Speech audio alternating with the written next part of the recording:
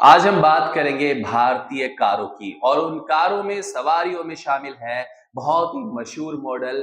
और एक समय था जब हर एक भारतीय नागरिक चाहता था कि उनके पास एक कार हो। जी हाँ, हम बात कर रहे हैं ऐसी कार की जो थी एम्बेसडर। एम्बेसडर कार जो इतनी लोकप्रिय थी कि भारतीय नागरिकों के बीच में इसकी चाह दिन ब दिन बढ़ती जा रही थी। भारतीय कार एम्बेसडर एक प्रतीक बन गई थी, एक चिन्ह बन गया था।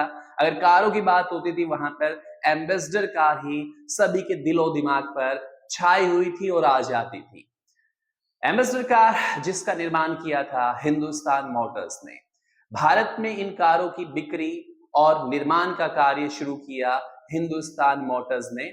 और ये कारें जो थी ये ब्रिटिश कंपनी मॉरिस मोटर्स पर आधारित कारें थी। और यही वजह थी कि इनकी लोकप्रियता दिन ब दिन बढ़ती जा रही थी। हिंदुस्तान मोटर्स ने इन कारों को लॉन्च किया था 1958 में और उसके बाद ये भारतीय बाजार के अंदर बहुत ही शिद्दत के साथ छा गई थी और लोकप्रियता की सीढ़ियों पर चढ़ती चली गई। ये भारत की आधिकारिक गाड़ियों में शामिल की गई क्योंकि सड़कों की राजा के नाम से इसे भारत में जाना गया। भारतीय सड़कों पर लोकप्रिय विकल्प बनकर ये उभरी और आकर्षण का केंद्र भी बनी रही। इसकी मजबूती और इसका विशाल इंटीरियर तथा आरामदायक सीटें, ये सारा इसके आकर्षण का केंद्र था। एम्बेसडर कार्स में कई मॉडल लॉन्च हुए थे जो थे MK1, MK2, MK3 और MK4। और जितने भी कॉन्स्टिट्यूशनल हेड्स थे या फिर हम कहते हैं जितने भी ब्यूरोक्रेट्स हैं, वो सब एक ऑफिशियल सिंबल के रूप में इस कारों का प्रयोग करते थे।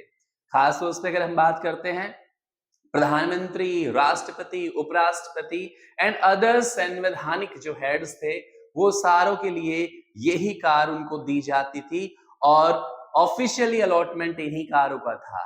आखिर ऐसा क्या हुआ कि इन कारों का उत्पादन बंद करना पड़ा? 2014 में टाटा मोटर्स ने इन कारों की बिक्री पर रोक लगा दी। इसकी वजह थी, वो थी सबसे बड़ी कि इनकी बिक्री में गिरावट दर्ज की गई थी। यही वजह थी कि इन कारों को भारतीय बाजारों से गायब होना पड़ा। लेकिन ये कहने में कोई दो राय नहीं होगी कि आज भी भले ही ये कार भारतीय सड़कों पर हमें नजर ना आए, लेकिन सबके दिलो दिमाग पर ये राज इस कारों ने किया और ये कार हमेशा सबके दिलों पर रहेगी।